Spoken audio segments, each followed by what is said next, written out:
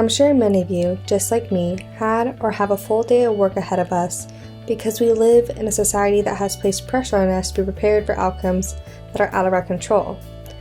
We do this by saving in the current state of mildness we live in, which causes us to work 8 or more hours a day, 5 or more days a week.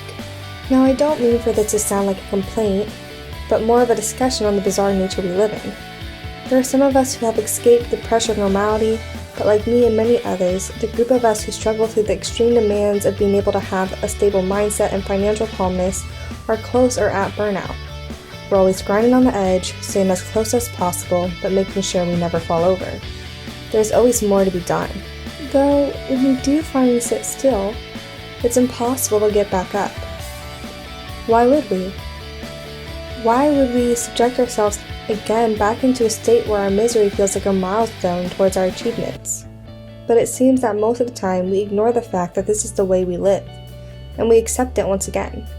Too many people, like myself, accept putting our heads down and just doing the work, because of the simple belief that if we keep going just a little bit longer, for some reason it will get easier.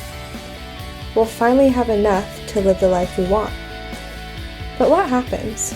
What happens if we start to give ourselves a couple more minutes a day to express who we are? To find out what happens when we finally do find comfort in resting? What happens when we start to enjoy the cup of coffee? What happens when we enjoy a nighttime adventure or a friendly phone call? What would happen if we simply allow ourselves to be accepting of where we are now? I think that's the key, acceptance. Most of the time, we are told to do something in order to get something. We focus on the start and the end, but never on the in-between. If we subject ourselves to only the beginning and end, we'll never truly feel what it was like to be where we finally get to. Because at the end of the day, when we finally achieve those dream goals, we'll want to remember the experiences and people that led us there.